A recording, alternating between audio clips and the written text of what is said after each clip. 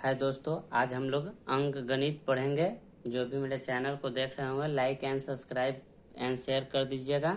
तो चलिए हम लोग अपने क्वेश्चन की ओर बढ़ते हैं। तो देखिए, सम संख्या वह संख्या जिसका जोड़ा हो अर्थात 2 से भाग लग जाए तो उसे सम संख्या कहते हैं।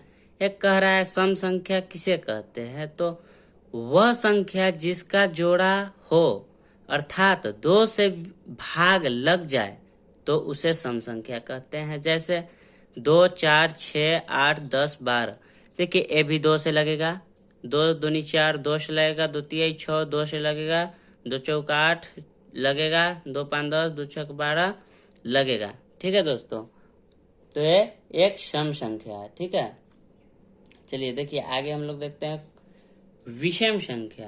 देखिए, वह संख्या जिसका जोड़ा न हो अर्थात 2 से पूरा पूरा विभाजित ना हो उसे विषम संख्या कहते हैं।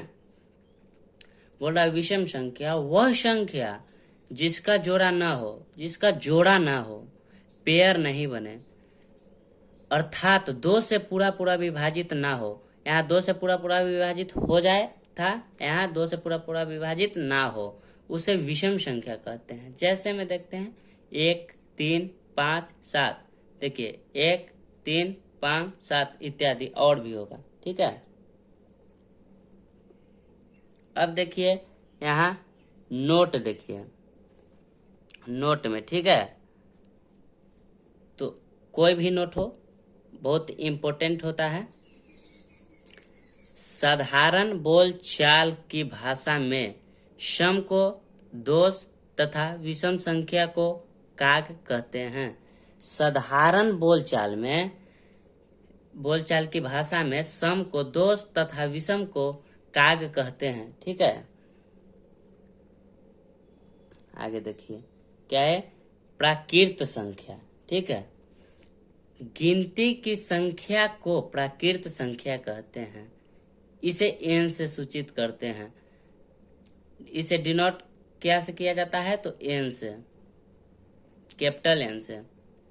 तो देखिए गिनती की संख्या, गिनती क्या है, 1 2 3 4 5 6, तो ये गिनती का संख्या को प्राकृत संख्या कहते हैं। जैसे 1 2 3 4 5 6 7 8 9 10 और भी होगा, आगे इन्फिनाइट तक जाएगा। ठीक है दोस्तों, चलिए आगे देखते हैं हम लोग। अभाज्य संख्या वह संख्या जो एक अथवा स्वयं को छोड़कर किसी भी संख्या से भी विभाजित ना हो उसे अभाज्य अथवा रूढ़ संख्या कहते हैं। इसे रूढ़ संख्या भी कहते हैं अभाज्य संख्या को। ठीक है, तो देखिए यहाँ कह रहा है अभाज्य संख्या वह संख्या जो एक अथवा स्वयं को छोड़कर किसी भी संख्या से भी विभाजित ना हो उसे अभाज्य अथवा रूढ़ संख्या कहते हैं। ठीक है दोस्तों, तो यहाँ देखिए 1 अपने आप से कटता है, 2 1 और 2 2 ही से कटता है, 3 1 से और 3 से ही कटेगा, फिर 5 5 अपने से कटेगा और 1 से ही कटेगा, और किसी संख्या से तो नहीं कटेगा दोस्तों। देखिए ऐसे ये भी 7 7 अपने से कटता है, खुद से और 1 से कटता है। 11 भी वही है, खुद से कटता है और 1 से कटता है। 13 17 19 और भी हो सकता है। ठीक है, डॉट डॉट डॉट डॉट मतलब आगे भी आउ होगा।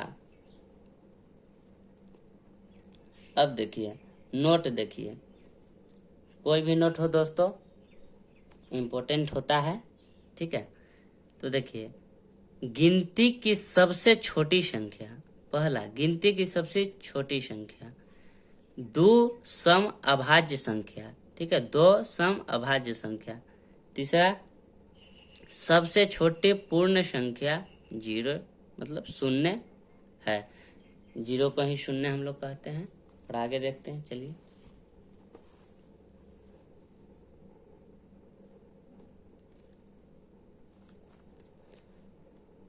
पूर्ण संख्या, पूर्ण संख्या प्राकृतिक संख्या के पहले शून्य शामिल करने पर पूर्ण संख्या बन जाती है। क्या बोला, प्राकृत संख्या के पहले शून्य शामिल, प्राकृत संख्या जो है उसमें जैसे 1 2 3 4 5 बोले थे हम लोग, 6 7 मतलब इन्फिनाइट तक जाता है, तो उसके पहले शून्य शामिल अगर कर लेते हैं हम लोग तो वह पूर्ण संख्या बन जाती है। तो ये आसान है, प्राकृत संख्या के पहले शून्य शामिल करने पर पूर्ण संख्या बन जाती है। जैसे 0 शामिल कर लिए, फिर प्राकृत संख्या में 1 2 3 4 5 था वही लिख देंगे, 6 7 8 और इन्फिनाइट तक जाएगा, तो इसी को पूर्ण संख्या कहते हैं। बहुत आसान है। नोट, 50 से छोटा कुल पूर्ण संख्या 50 है। 6ठा नंबर क्वेश्चन देखते हैं, संयुक्त संख्या। संयुक्त संख्या दोस्तों वह संख्या जो किसी भी संख्या से विभाजित हो उसे संयुक्त संख्या कहते हैं। वह संख्या जो किसी भी संख्या से विभाजित हो उसे संयुक्त संख्या कहते हैं। किसी भी से विभाजित हो सकता है, 1 से भी हो सकता है, 2 से भी हो सकता है, 3 से भी, 4 से, मतलब किसी से भी हो जाए उसे संयुक्त संख्या कहते हैं। ठीक है, जैसे 1 2 4 6 8 9 10 12 15 14 16। ठीक है, ठीक है। अब देखते हैं 7वां नंबर, परिमेय संख्या। क्या है परिमेय संख्या? वह संख्या जो p/q के रूप में हो, अर्थात जिसका वर्गमूल पूर्ण संख्या के रूप में आता है उसे परिमेय संख्या कहते हैं। वह संख्या जो p/q के रूप में हो, अर्थात जिसका वर्गमूल पूर्ण संख्या के रूप में आता है उसे परिमेय संख्या कहते हैं दोस्तों। ठीक है, जैसे 4 का वर्गमूल कितना होता है? 2, 9 का 3, 16 का 4, ऐसे 25 का 5। ठीक है दोस्तों। और देखिए 8वां नंबर क्वेश्चन देखिए, पूर्णांक संख्या। यहाँ पूर्णांक संख्या। ठीक है, पूर्णांक संख्या वह संख्या जो पूर्ण संख्या के रूप में हो उसे पूर्णांक संख्या कहते हैं। वह संख्या बोल रहा है, वह संख्या जो पूर्ण संख्या के रूप में हो उसे पूर्णांक संख्या कहते हैं।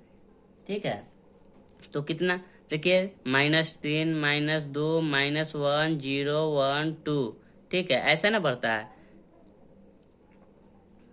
और आगे देखते हैं।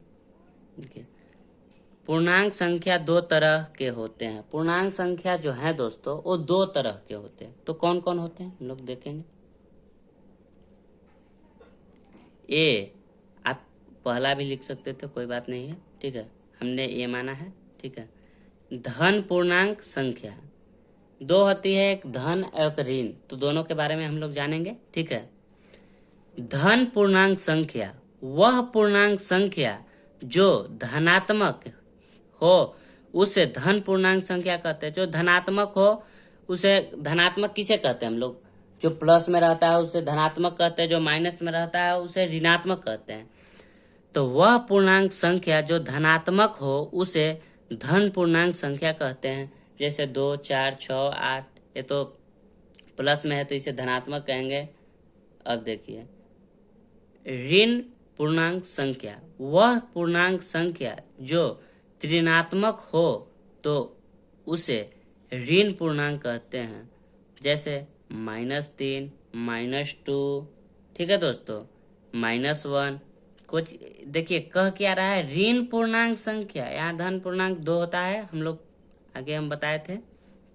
और देखिए, वह पूर्णांक संख्या जो ऋणात्मक हो तो उसे ऋण पूर्णांक कहते हैं। जैसे -3 -2 -1। ठीक है दोस्तों, तो आगे देखते हैं हम लोग। ठीक है, तो देखिए,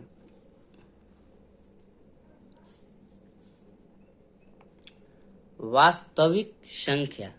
वास्तविक संख्या परिमेय संख्या तथा अपरिमेय संख्या मिलकर वास्तविक संख्या बनाती है। हम लोग परिमेय अपरिमेय पढ़े थे। तो अपरिमेय अपरिमेय, चाहे परिमेय या अपरिमेय कोई भी बोल सकते हैं। परिमेय संख्या तथा अपरिमेय संख्या मिलकर वास्तविक संख्या बनाती है। ठीक है, वास्तविक संख्या कौन बनाती है, कौन मिलकर, तो परिमेय और अपरिमेय मिलकर वास्तविक संख्या बनाती है। ठीक है दोस्तों, देखिए अब देखिए आगे 10वां नंबर,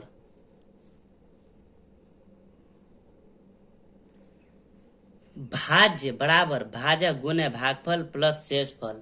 ये 10th क्लास का मैथ में है ये फॉर्मूला, इस पे एक मैथ भी बनाना है, 2 नंबर के बार बार पूछता है। ठीक है, भाज्य बराबर भाजक गुने भागफल प्लस शेषफल। ठीक है,